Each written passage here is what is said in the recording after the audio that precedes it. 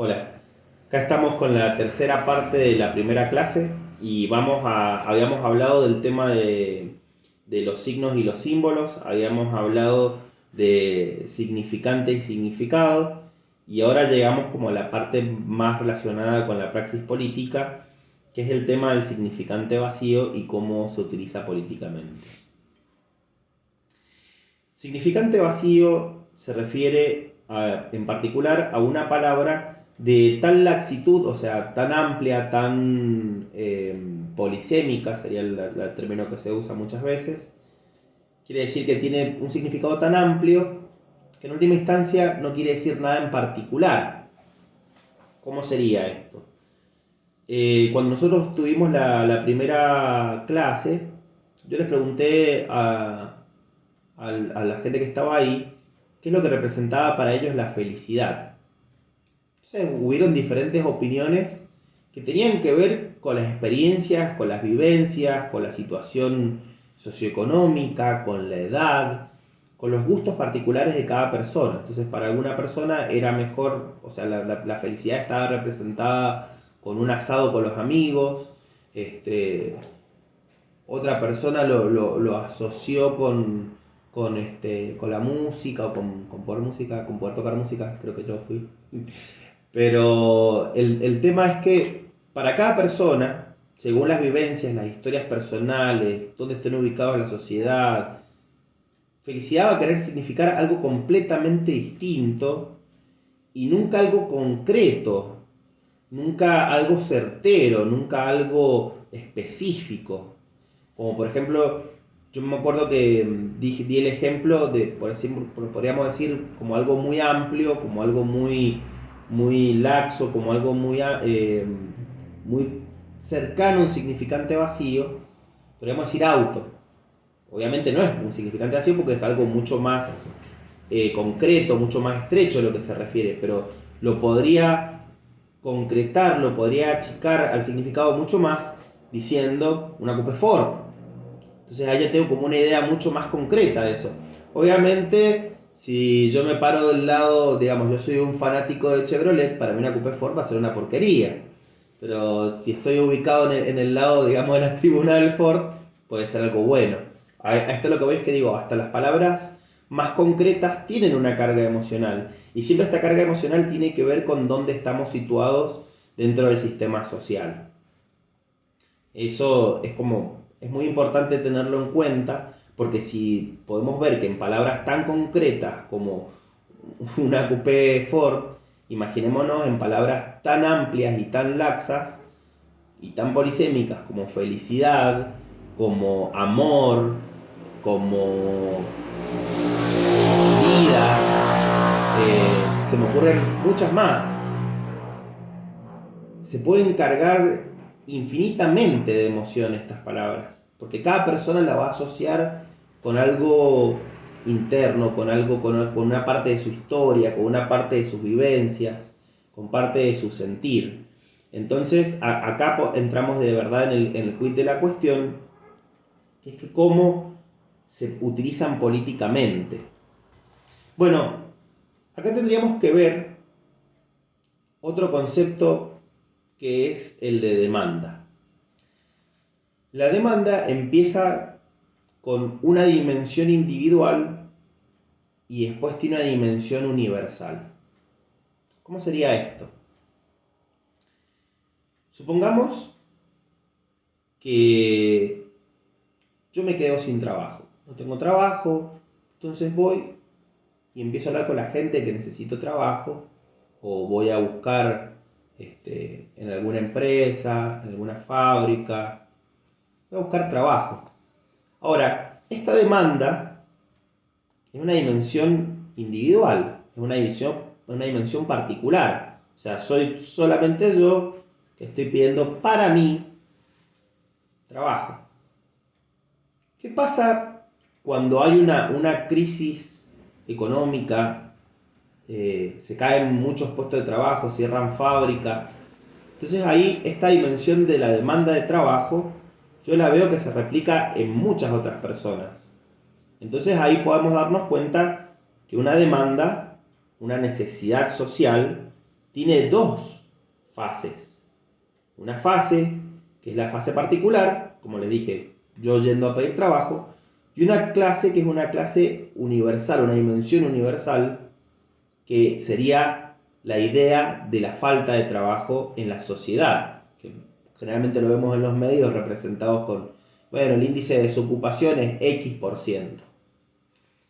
Y todas las demandas, todas las necesidades que necesitan ser cumplidas en la sociedad tienen esta doble dimensión particular y universal.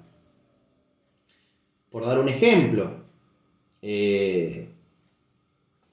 me comí un sándwich en mal estado y tengo un cuadro de enterocolitis. Si voy al hospital y pido que me ayuden, por favor, porque no doy más. Entonces, esa sería una demanda particular de salud. Estoy pidiendo por mi salud, porque quiero estar bien. Supongamos, es difícil imaginarnos una epidemia de enterocolitis, pero por ejemplo, en el caso de lo que es la pandemia de COVID, se puede analizar una demanda universal de salud de una manera muy clara. Porque podríamos decir que un caso particular de COVID es prácticamente un caso universal de COVID. O sea, toda la gente automáticamente lo relaciona con el miedo a contagiarse y es como que esa misma demanda ahora lo podemos ver en toda la sociedad. O sea, la demanda de salud aparece con las caras, entre comillas, por decir la dimensión particular de la necesidad de las vacunas, con la necesidad de los hospitales que estén con la capacidad para atender a las personas. Entonces, toda esta serie de dimensiones particulares se van acumulando y van tomando una dimensión universal. Cuando estas demandas universales toman mucha importancia política y se convierten, digamos, en la más importante dentro de la serie de demandas a nivel cultural, o sea, dentro de la política se mencionan constantemente estas demandas, dentro de la discusión popular la gente presenta estas demandas, dentro de la discusión mediática se presentan estas demandas, podríamos decir que estamos hablando de un significante vacío, o sea, una palabra laxa, que puede ser llenada de un montón de ideas y de concepciones y de emociones, porque cada persona la va a relacionar con su particular vivencia. Esta demanda, que es un significante vacío, se ha convertido en una demanda hegemónica. ¿Qué es lo que quiere decir hegemónica? Que esta demanda se convirtió de su dimensión particular, logró volverse universal, o sea, logró representar todas las demandas de las personas con respecto a esa demanda particular.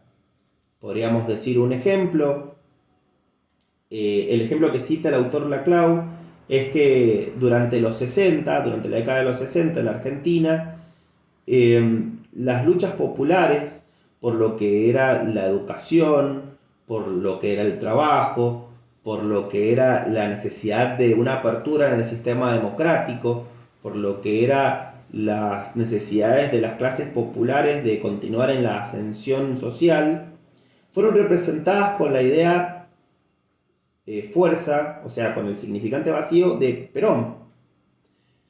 Esta demanda en particular, esta demanda universal, no representaba a la persona Perón, sino que representaba a las ideas de trabajo, representaba a las ideas de movilidad social, representaba a la idea de producción y todo lo que había sido asociado con los gobiernos peronistas, que se condensaron en el reclamo de ese estilo particular de política, de ese tipo de satisfacción de demandas que se dio en la política, proyectado en esa palabra. Para llegar a un ejemplo mucho más cercano en el tiempo, podemos ver lo que pasó con la elección en la que ganó el macrismo. El macrismo aprovechó los conflictos que habían habido dentro del último gobierno de Cristina Kirchner, que fueron el lockout del campo, y la crisis que hubo por el tema de las retenciones al sector de producción agropecuaria, que mal llamado el campo, pero como ven, ahí campo es un significante vacío. Para la imaginación de la gente, campo puede representar al gaucho, a los peones cuidando las vacas, y qué sé yo, pero en realidad el campo, digamos, como significante vacío, representaba a la sociedad, a la sociedad agraria argentina, a todo el sector, digamos, que se dedica a la agroexplotación, pero a los grandes capitalistas que estaban atrás de eso. Obviamente los peones y toda la gente que trabaja en el campo no vio un centavo de toda esa disputa política. Pero les sirvió como significante vacío la palabra campo. Pero no llegó a convertirse en un significante hegemónico, no pudo lograr la hegemonía, no pudo lograr el direccionamiento, el liderazgo en el direccionamiento, que es lo que quiere decir hegemonía. Ese significante vacío, el significante hegemónico, fue la palabra cambio. Con esto concluimos la primera clase.